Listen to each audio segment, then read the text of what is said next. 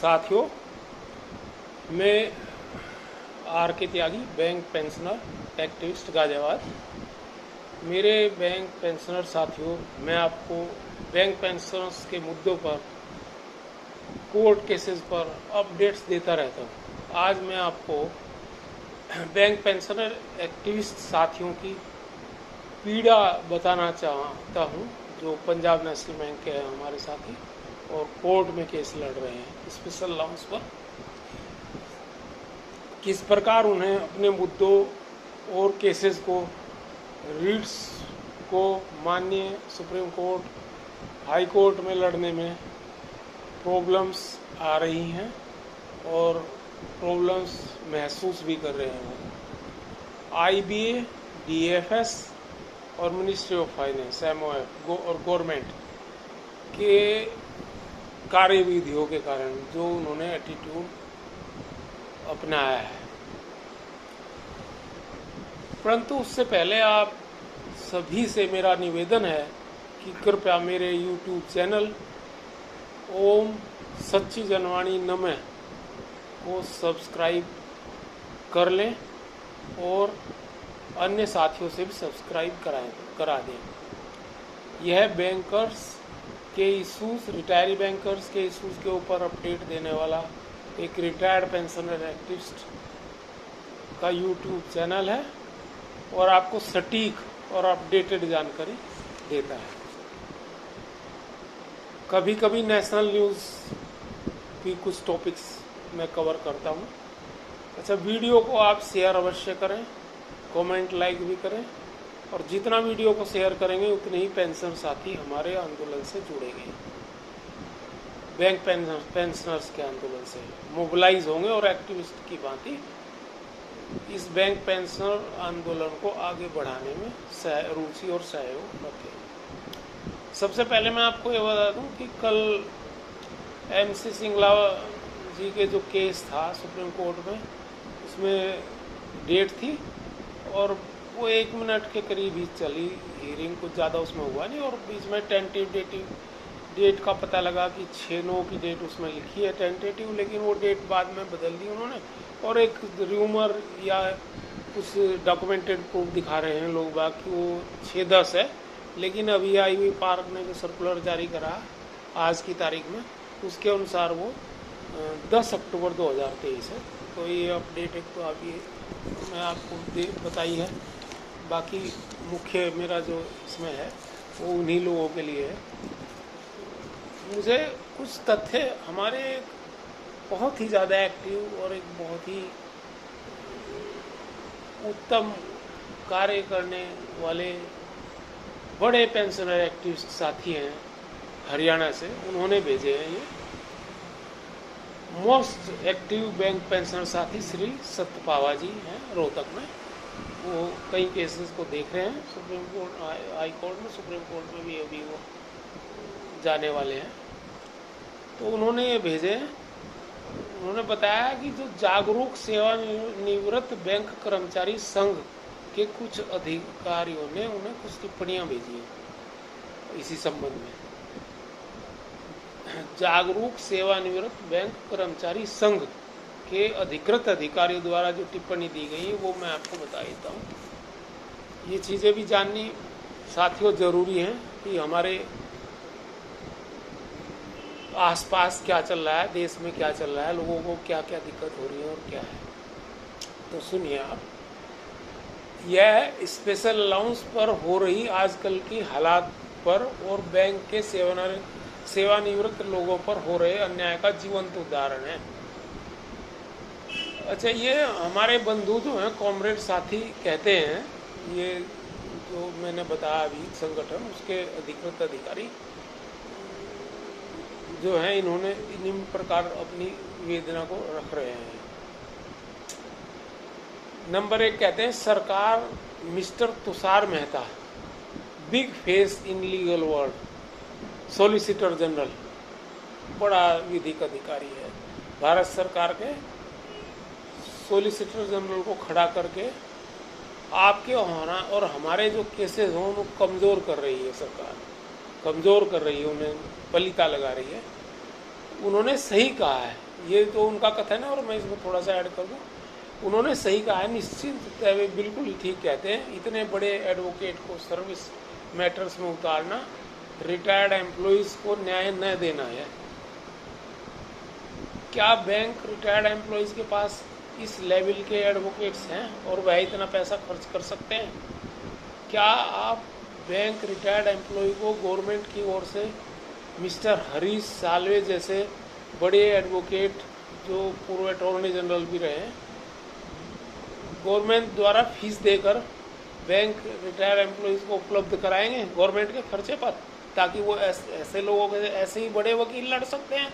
हम तो सामान्य वकील लेकर के आते हैं और उन्हें एक बार फीस देते हैं, 5-5, 7-7, 10-10, 15-15 केस चलते हैं 20 साल तक, और गवर्नमेंट उनको लटकाती भटकाती है। तो फिर कैसे न्याय होगा? वो उनको इन्फ्लुएंस बहुत बड़ा रहता है ऐसे एडवोकेट्स का। तो हमारा तो ये निवेदन है, गवर्नमेंट हमें उपलब्ध कराए ऐसे एडवोकेट।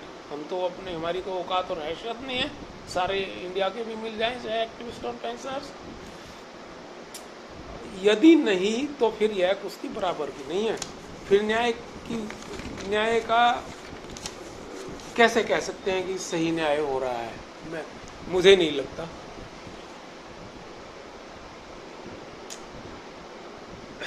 अच्छा, अब एक तीसरा पॉइंट वो कहते हैं कि इसका नवीनतम उदाहरण माननीय सुप्रीम कोर्ट का 4 जुलाई का आदेश है।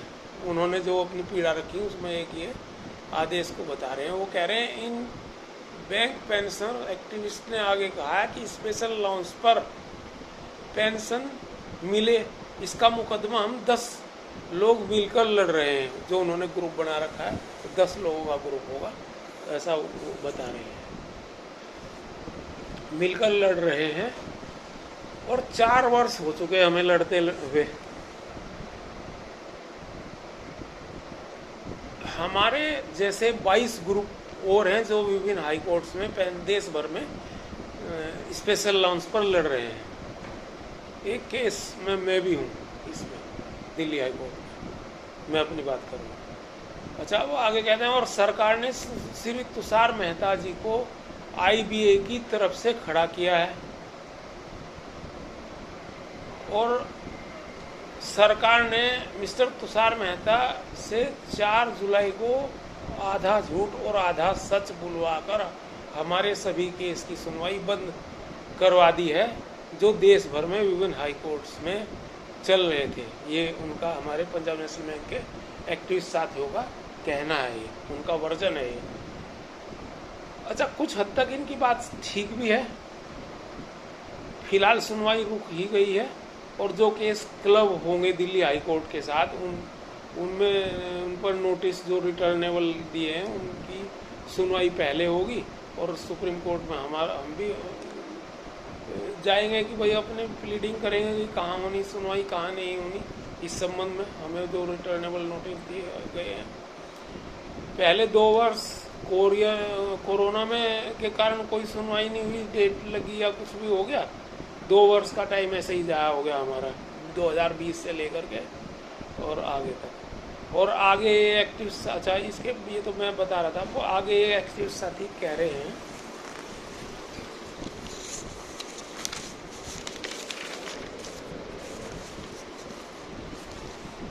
चौथा नंबर है इनका कहना है कि सॉलिसिटर जनरल IBA की ओर से खड़ा नहीं हो सकता, क्योंकि IBA ने सरकार को पार्टी बनाया है और श्री तुषार मेहता जी सरकार के एक उच्च पदस्थ विधि अधिकारी हैं और जिस सरकार के वह नौकर हैं उसके विरुद्ध खड़े नहीं हो सकते हैं। ये हमारे PNB के पेंशन एक्टिविस्ट साथियों का मत है, जो मैंने अभी आपको बताया कि उच्च पदस्थ हैं तुषार मेहता जी, जो गवर्नमेंट के मतलब सर्वेंट हैं, और IBA ने सरकार को पार्टी बनाया, तो वो IBA की तरफ से नहीं खड़े हो सकते, ऐसा इनका कहना है। साथियों, यह तर्क हमारे पूर्व में बताए गए बैंक पेंशन एक्टिविस्ट PNB वालों ने दिया है और श्री मेहता जी सॉलिसिटर जनरल ने कोर्ट को यह भी नहीं बताया कि स्पेशल अलाउंस केस का मसला पर माननीय सुप्रीम कोर्ट 2019 में पूर्व में ही निर्णय दे चुकी है। ये देखो कितनी गंभीर बात वो कह रहे हैं। वो कह रहे हैं कि माननीय सुप्रीम कोर्ट को श्री मेहता जी ने, सॉलिसिटर जनरल ने यह भी नहीं बताया कि स्पेशल अलाउंस केस का मसला पर माननीय सुप्रीम कोर्ट 2019 में पूर्व में ही निर्णय दे चुकी है, जिसे बैंक फॉलो नहीं कर रहे। इसी पे कंटेम्प्ट केस लगाया ना कुछ लोगों ने, पंजाब बैंक के दूसरे लोगों ने लगाया शायद ये। अच्छा, हमारे एक्टिविस्ट साथी भय व्यक्त कर रहे हैं कि भारत सरकार का उच्च पदस्थ विधिक अधिकारी माननीय सुप्रीम कोर्ट में झूठ सच बोलकर उल्टा सीधा ऑर्डर पारित करा सकता है। अगर ऐसा हुआ तो उनके तथा सभी बैंक रिटायरी साथियों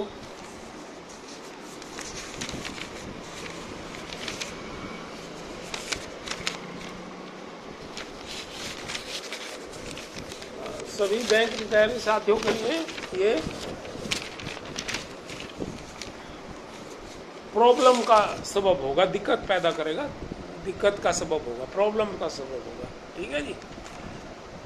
अगर सॉलिसिटर जनरल ऐसा करते हैं तो माननीय सुप्रीम कोर्ट इस पर क्या करेगा, उनका कहना है। और हमारे साथी कहते हैं कि अब हम जैसे छोटे लोग सच कहते के लिए माननीय सुप्रीम कोर्ट तक ट्रैवल करते हैं और लाखों रुपए वकीलों को देते हैं, और यहाँ यह कहाँ तक उचित है, और सामान्य जन, रिटायर्ड एम्प्लॉयज़ के लिए यह क्या न्यायोचित है। दोस्तों, उनका यह भी मत है कि भारत सरकार बैंक पेंशन के मुकदमों को कैसे चौपट कर देती है और कोर्ट्स पर मुकदमों का बोझ बढ़ा देती है। यह सब एक जीता जागता उदाहरण है। जो उदाहरण उन्होंने दिया, उनका कहना है कि यह जो है जीता जागता एक उदाहरण है। ठीक है।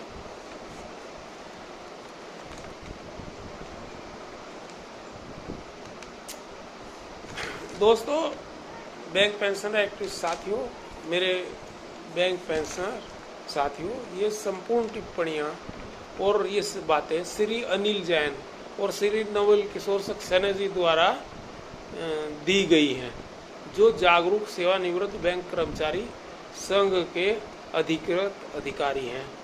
और मुझे किसी मेरे साथी ने भेजी हैं, जो मैंने ऊपर बताया था। उन्होंने कहा कि मैं इस पर कुछ अपना प्रतिक्रिया दूं और लोगों को बताऊं, तो मैं आपके सम्मुख ये रखी हैं चीज़ें।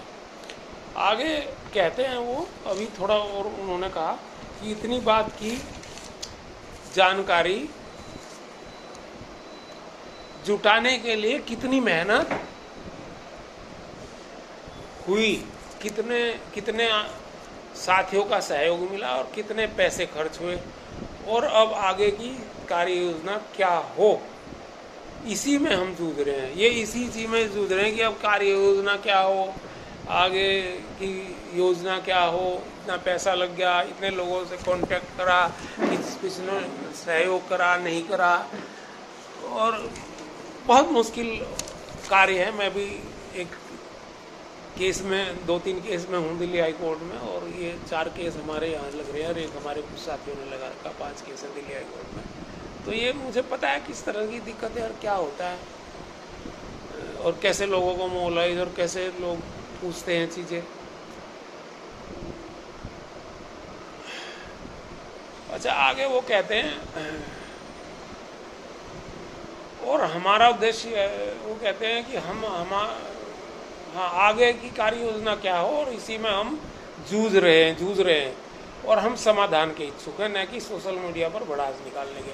देखो, उन्होंने कितनी बढ़िया बात की कि सोशल मीडिया पर भड़ास निकालने के लिए नहीं, लेकिन समाधान के इच्छुक हैं। जब समाधान नहीं निकलता तो आदमी रोता है, और रोने का आजकल माध्यम सोशल मीडिया ज़्यादा ठीक हो गया।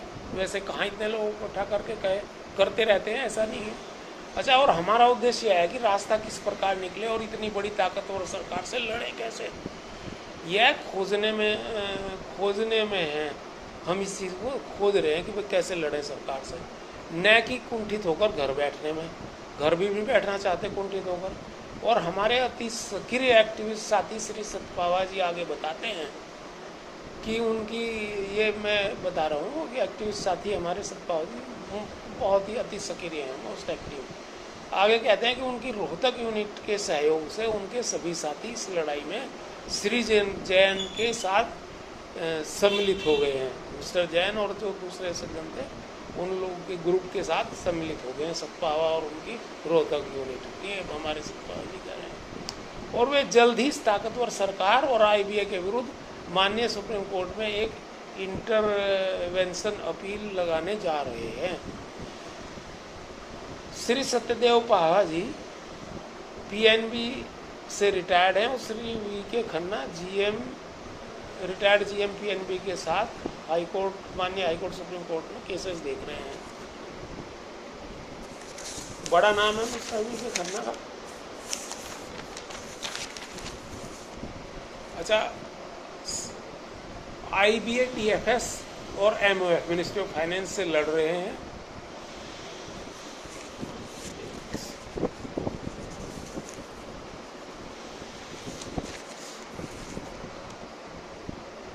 अच्छा, ये क्या है, मिस्टर सतपावा जी जो हैं ये कोऑर्डिनेशन कमेटी के भी सदस्य हैं, जो ये कोऑर्डिनेशन कई केसेस को इकट्ठा करके, और साथियों मेरे तो वो मित्र हैं।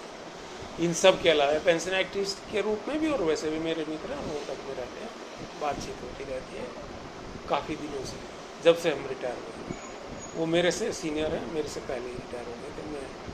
यह मैंने आपका PNB के हमारे कुछ साथियों की पीड़ा बताई और वे कॉमन कोज के लिए लड़ रहे हैं, और मैं भी माननीय दिल्ली हाई कोर्ट में कुछ केसेस वेरिट्स में पेटिशनर रेस्पोंडेंट हूँ, और यह दशा दिशा सभी बैंक रिटायरियों साथियों की है।